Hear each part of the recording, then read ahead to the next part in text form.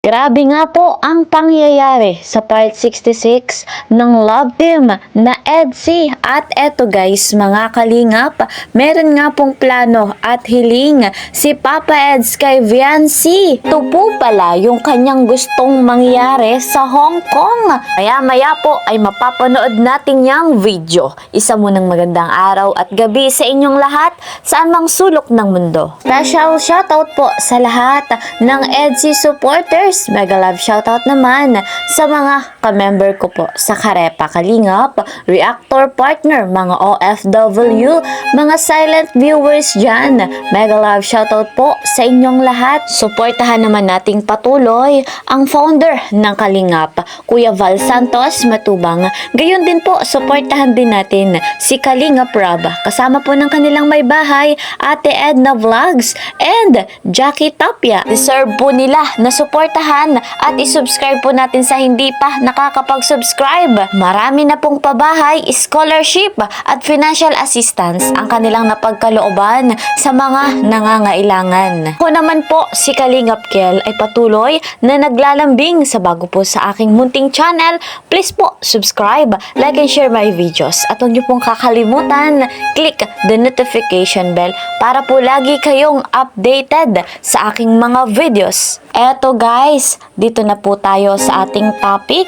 Alamin natin kung ano nga ba yung hiling at plano ni Kalingap Edu dito kay Viancy pagdating sa Hong Kong. Pero bago po yan, bigyan muna natin ng reaction video yung ibang kaganapan doon nga po sa part 66. Ayan, panoorin po natin ito. Credit to the owner of this video, Kalingap Rob.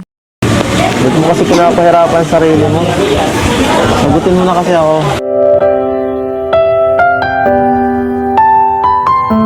OMG, sagutin mo na nga, Baby Viancy. Pambihira, baka sagutin yan kapag nasa Hong Kong na o di kaya kapag nag-18 na si Viancy. Para hindi mo na kailangan mag-aaral, secured ka na. Diba? Oh. Ayun. Uy, kahit hindi na daw mag-aral, aba ay secured na. Hindi pwede yun. Ha? Hindi pwede yun? Kasi importante pa rin yung pag-aaral. Mag-aaral. Saka kung sakali mo na maging tayo, hindi mo na kumaasa sa'yo. Kung sakaling maging sila nga daw, ayon kay Viancy ay hindi daw po siya aasa kay Papa Eds. Ang gusto niya rin po kasi ay yung manggagaling sa kanyang paghihirap.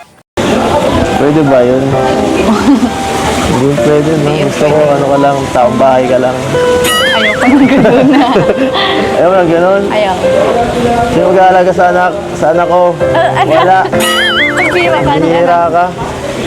Anak agad, Papa Eds talaga din naman. Excited lang po si Papa Eds. Syempre tayo din, ano? Anak agad na sa Bahay ka na lang kasi, pag gano'n, bahay ka na lang mag-vlog. Gaya mo na lang si Jack. Tayo. May kita ka rin nun. Parehas lang. Pagtapos naman yan sa Ate Jack. Pamira. Biro lang. Napamitin lang kita. Joke lang naman daw. Ayan, nabiro talaga si Kalingap Edu. Lungkot mo dyan eh. Kanina ka pa eh. Napag-alala mo ako eh. Huwag lang isipin. Ikaw dapat mag-enjoy ngayon kasi ang birthday mo. Tama naman si Viancy, Papa Eds. Enjoy your day. Enjoy your life. Birthday ko. Kaya nga ako pumunta kasi sabi mo. Ha? Nag-chat ka baga? Wala akong sinabi. Oo, meron. Sinungaling ka. Meron. Sige. Pero... ang galing na. Medyo... nangihinaan ako. Parang di ako mag-i-enjoy sana eh. Kung hindi ka dumating eh. Buti na lang kasundo ka ni Doc. Ay. Buti na lang. Hindi pwede mawala ang wifi mo. Joke Ha? lang. pwede mawala. Hindi ka pwede mawala. Saan? Dito, sa ano mo? Dito o sa akin? Saan ba? Saan ba yan? Dito may birthday mo sa pag-celebrate ng birthday mo. Eto guys, mga kalingap, ang pinakahinihintay naman natin, kung ano ba yung plano at hiling ni Kalingap Edu sapagkat gusto niya nga po itong mangyari sa Hong Kong. Eto, panoorin po natin. Yun lang. Maging sweet ka ng konti. Birthday ko ngayon, no? Ano? Maging sweet ka ng konti. Alam mo yun. Para naman, pinanghihinaan na ako dito pati, oh. Nalulung mo ako Huwag dito. na lang kita.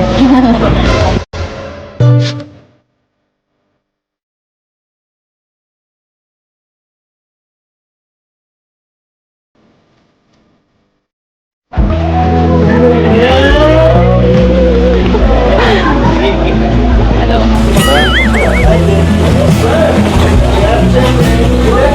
Uy, Papa Eds, kinikilig. Aba, talaga din naman. Mukhang speechless, hindi agad nakapagsalita o nakakibo.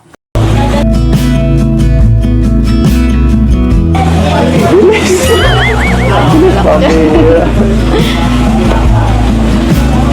Tulang. Sana sa Hong Kong. Sana sa Hong Kong mas matagal. Malamig dun eh. Mas malamig sa Hong Kong. Mas matagal ang kailangan ba? Yun po pala ang hiling ni Kalingap Edu kay Viancy. Ang gusto niya, isang matagal na hug. Ay wow! Nabitin daw po kasi siya doon nga po sa yakap ni Viancy. Ang bilis daw po. Grabe talaga ang love team ni Edsy. Doon nga po sa part 66, ang daming nangyari at hindi lamang po yung hug kundi nag-kiss po ulit si Kalingap Edu kay Viancy. Yun naman po ay sa noo. So mga Kalingap, abangan natin yung kanilang travel sa Hong Kong. Talagang nakaka-excite dahil meron nga pong iba't ibang klaseng pasabog. Malay po natin, pagdating nila sa Hong Kong, doon po sagutin ni Viancy. Hindi man po sinagot, doon po sa birthday ni Papa Eds, abangan natin ang kaganapang ito. Tihadong, kung mangyari man ito, lahat tayo magdiriwang. Pero syempre, ang una nating ipagdiriwang, yung ribbon cutting ng pabahay kay Viancy. Malapit na po yan, kaabang-abang rin po. So, hindi nga po tayo nagsasawang magpasalamat sa mga bigating sponsor, gayon din po kay Kalinga Prab, kay Kuya Val Santos Matubang, kay Dr. Love, gayon din po kay Kalingap Edu sa kanilang tulong para po kay Viancy. Na nga po ay i-bless pa yung ganyang klaseng mga tao, napakabuti po at humaba panawa ang kanilang buhay at lakas. Ayan guys mga Kalingap, abang-abang po tayo sa love team na Edsy sa kanilang next kaganapan. Yan po muna ang ating update. See you po sa next video. Ingat po kayo palagi. Bye-bye!